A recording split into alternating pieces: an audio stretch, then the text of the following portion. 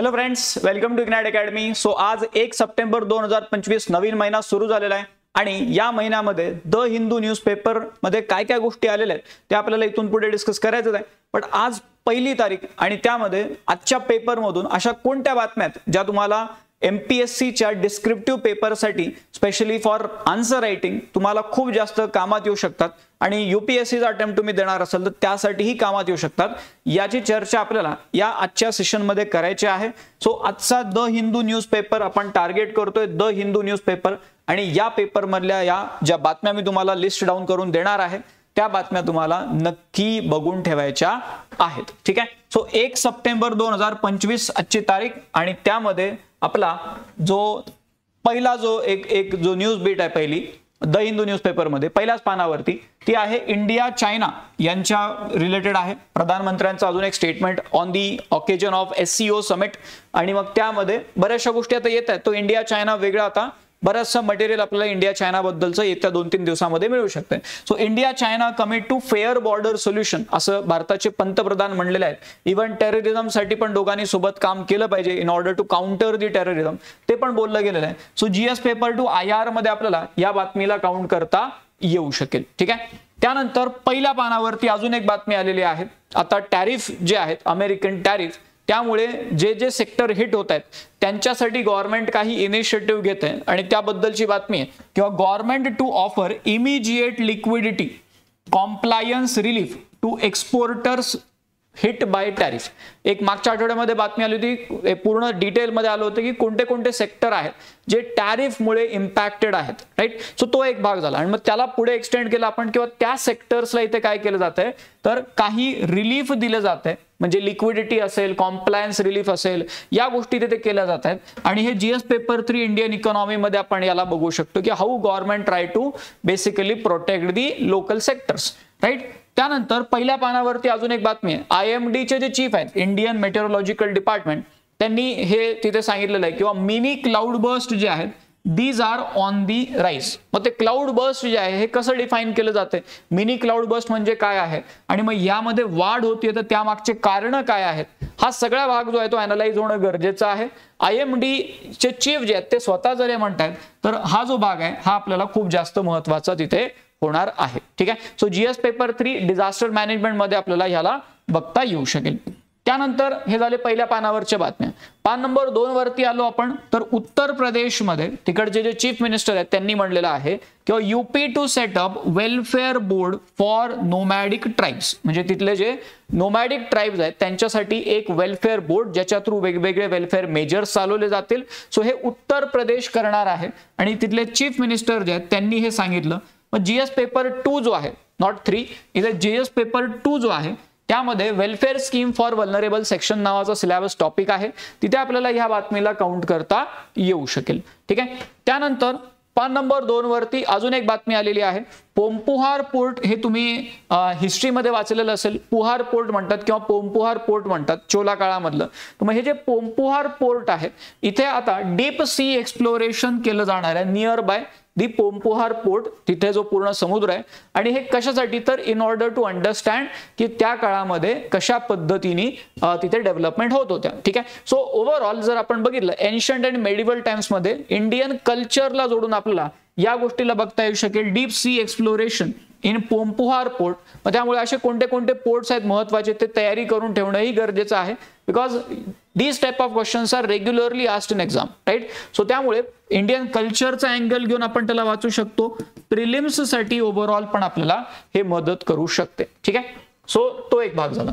पान नंबर 3 वरती आपण आलो तर तेलंगणामध्ये बॅकवर्ड क्लासेस जे आहेत त्यांना लोकल बॉडी इलेक्शन्स मध्ये तिथे रिझर्वेशन देण्यासाठीचं बिल पास केलं गेलेलं आहे। So Telangana passes bill for 42% Kota for backward class of citizens आणि हे लोकल बॉडी इलेक्शन्स मध्ये आहे, लोकल बॉडी इलेक्शन्स। ठीक आहे। सो रिसेंटली कोणी अशा प्रकारचं बिल पास केलं तर तेलंगणाने केलं, हे आपल्याला माहिती पाहिजे। एमपीएससी मध्ये अशा प्रकारचे प्रश्न आपल्याला विचारले जाऊ शकतात in prelims. GS paper 2 governance मध्ये देखील आपल्याला मेन्स मध्ये याला जोडून बघता येऊ शकेल। नंतर पान नंबर 4 वरती महत्त्वाची अजून एक बातमी आलेली आहे की रमण मॅगसेसे प्राइज जे आहे ते बेसिकली तिथे अनाउन्स केलं गेलेलं आहे आणि आपल्याकडे NGOI एज्युकेट गर्ल्स नावाची व्हेरी इम्पॉर्टंट, एज्युकेट गर्ल्स नावाची एनजीओ आहे, त्यांना रमन मॅगसेसे अवॉर्ड जो आहे फिलिपाईन्स वाले जे देतात, सो तो अवॉर्ड मिळालेला आहे, व्हेरी प्रेस्टिजियस अवॉर्ड. एनजीओचं नाव लक्षात राहू द्या, एज्युकेट गर्ल्स. आणि यासोबतच अजून दोघांना हा अवॉर्ड मिळाला. मग त्यामध्ये मालदीव्स मधून शाहिना अली यांना मिळाला आणि फिलिपाईन्स मधून फ्लॅवियानो अँटोनियो एल विलान्युआ, ठीक आहे, फिलिपाईन्स मधले, त्यांना हा अवॉर्ड मिळाला. म्हणजे इंडियामधून एज्युकेट गर्ल्स नावाची एनजीओ, त्यानंतर मालदीव्स मधले एक आहेत आणि फिलिपाईन्स मधले एक आहेत, हे आपल्याला माहिती पाहिजे. प्रिलिम्ससाठी हा बेट जो आहे तो महत्वाचा राहू शकेल. त्यानंतर पान नंबर 4 वरती अजून जर आपण बघितलं तर आपल्याला काय बघायला मिळते की डिझास्टर तो एक भाग झाला, अगेन सिक्युरिटी एक भाग झाला.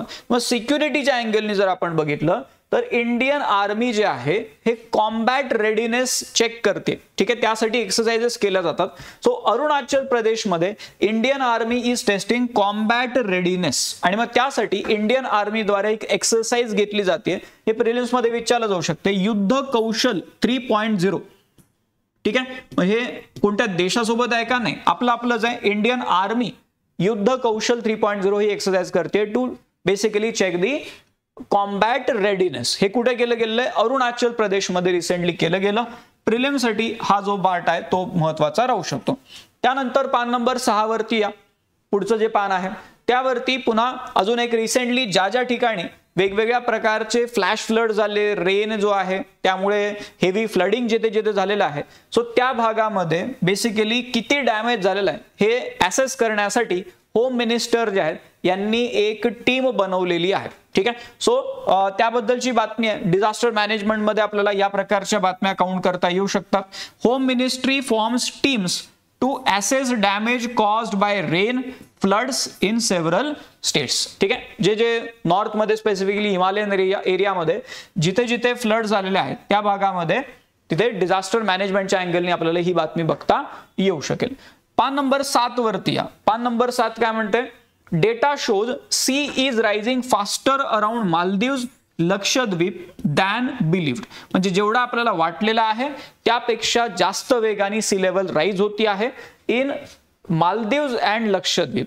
So this is again alarming sign for India also then, किंवा आपलाच भाग आहे कारण लक्षद्वीप तर. सो इथे काय होतंय किंवा सी लेवल राईज जो आहे जेवढं अपेक्षित आहे किंवा जेवढं बिलीव्ह केलं गेलं होतं की जेवढं होत असावं त्यापेक्षा फास्ट लेवलनी तिथे काय होतंय, सी लेवल राईज होती आहे.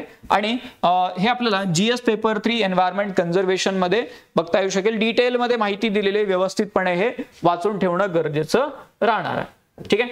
त्यानंतर पान नंबर 8 वरती या.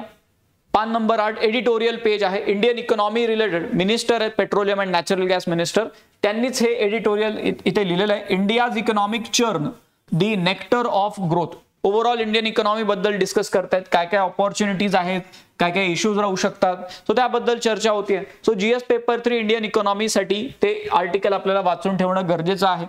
पान नंबर 9 वरती म्हणजे दुसऱ्या पानावरती एडिटोरियलच्या अजून एक तिथे आर्टिकल जे आलेलं आहे, giving wings to India's youth, ठीक आहे. सो भारताचे जे यूथ आहेत त्यांना अजून कशा पद्धतीने आपल्याला एम्पावर करता येऊ शकेल त्याबद्दल बोललं गेलेलं आहे. मग हा जो मुद्दा आहे हा ओव्हरऑल आपण गव्हर्नन्स मध्ये त्याला काउंट करू शकतो की कशा पद्धतीने गव्हर्नमेंट तिथे त्या पद्धतीने यूथ जे आहेत त्यांना सपोर्ट करू शकते अजून. तो त्याबद्दलचं पूर्ण तिथे माहिती दिलेली आहे. सो गव्हर्नन्स मध्ये त्याला मोजू शकतो आपण. त्यानंतर पान नंबर 10 वरती जर बघितलं आपण तर अजून एक JNKच्या कॉन्टेक्स्ट मध्ये आलेलं आहे, जम्मू काश्मीरच्या. Importance of India's federal design, ठीक आहे. पूर्ण पान भर आलेले जवळपास आणि डिटेलमध्ये चर्चा झालेली आहे वेगवेगळ्या फेडरल इश्यूज बद्दल with respect to Jammu and Kashmir आणि ओव्हरऑल जनरल पण अंडरस्टँडिंग त्यामधून डेव्हलप होऊ शकते. जीएस पेपर 2 मध्ये इश्यूज रिलेटेड टू फेडरलिझम नावाचा सिलेबस टॉपिक आहे आपल्याला, राईट. सो त्यामध्ये आपल्याला हा मुद्दा तिथे डिस्कस करता येऊ शकेल. त्यानंतर फायनली पान नंबर 11 वरती एक अगेन व्हेरी इम्पॉर्टंट न्यूज जे आपल्याला प्रिलिम्स मध्ये पण कामात येईल आणि जीएस पेपर 3 सायबर सिक्युरिटी मध्ये पण कामात येईल. APK नावाचा एक शब्द बऱ्याचशा ठिकाणी आपण ऐकतो. सो इथे APK रिलेटेड पूर्ण त्यांनी काय सायबर थ्रेट आहेत याचे, कशामुळे हे होत आहे आणि त्याच्या मागे काय काय बेसिक टेक्नॉलॉजी राहू शकेल याबद्दलची चर्चा इथे झालेली आहे, त्याचा इम्पॅक्ट काय राहू शकेल. सो पान नंबर 11 वरती आजच्या पेपरमध्ये APK scam how fake apps are used for financial fraud. ठीक आहे, ओव्हरऑल आपल्याला जे सायबर अवेअरनेस आपण ज्याला म्हणतो त्या अँगलनी पण हे माहिती असणं तसंही गरजेचं आहे आणि कशा पद्धतीने फेक ऍप्स जे आहेत ते आपल्याला फायनान्शियल फ्रॉड कडे नेऊ शकतात त्याबद्दलची चर्चा इथे झालेली आहे. GS पेपर 3 सायबर सिक्युरिटी आणि प्रिलिम्स दोन्ही अँगलनी आपल्याला ही बातमी तिथे महत्वाची राहू शकते. ठीक आहे, सो या झाला आजच्या द हिंदू मधल्या सगळ्या महत्वाच्या बातम्या. अगेन आपल्याकडे UPSC MPSC सोडून अजून वेगवेगळे जे कोर्सेस चालवले जातात त्याबद्दल तुमच्या ओळखीच्या लोकांना नक्की माहिती द्या. त्यामध्ये MBA परीक्षा असतील किंवा आपण म्हणलं किंवा बँकिंग इन्शुरन्स नवोदय असेल, इव्हन आपण सरळ सेवा भरती आहे त्यामध्ये तर आपला मोठा प्लॅटफॉर्म आहे राईट. सो आता रिसेंटलीच आपण बघितलं तर तिथे 10 लाख सबस्क्रायबर कंप्लीट झालेले आहेत. त्यानंतर TET टेट शिक्षक भरती असेल, महानगरपालिका भरती, नवोदय परीक्षा, law exams, an number of exams are there. वेगवेगळ्या फील्डमध्ये इग्नाइट अकॅडमीचं काम सुरू आहे. डेडिकेटेड टीम्स काम करतायत, त्यामुळे तुमच्या ओळखीमध्ये जे लोक आहेत त्यांना याबद्दल नक्की माहिती द्या. बाकी हे टेलिग्राम चॅनल आहे आपलं, ते एकदा जॉईन करून घ्या. व्हिडिओच्या डिस्क्रिप्शन मध्ये लिंक त्याची प्रोव्हाइड केली जाईल आणि तिथेच इंस्टाग्रामची पण लिंक असेल ते जॉईन करून घ्या. ठीक आहे, युट्यूब चॅनल सबस्क्राईब केलं असेल तुम्ही, नसेल केलं तर करून घ्या आणि बेल आयकॉन दाबून ठेवून द्या म्हणजे व्हिडिओ आला की लगेच तुम्हाला लक्षात येईल. ठीक आहे, आणि इथे नंबर दिलाय, काही जरी तुम्हाला क्वेरी असल्या तरी इथे कॉल करून तुम्ही माहिती घेऊ शकता. ठीक आहे, चालेल मग. तर इथपर्यंत आपण आजचा न्यूजपेपर बघितला. ज्या पद्धतीने आपण याला डिस्कस केलं आता तसं त्याला एकदा फक्त वाचून घ्या. बाकी गोष्टी आपण उद्याच्या लेक्चरमध्ये डिस्कस करू. ठीक आहे, थांबू आपण इथे. Thank you very much.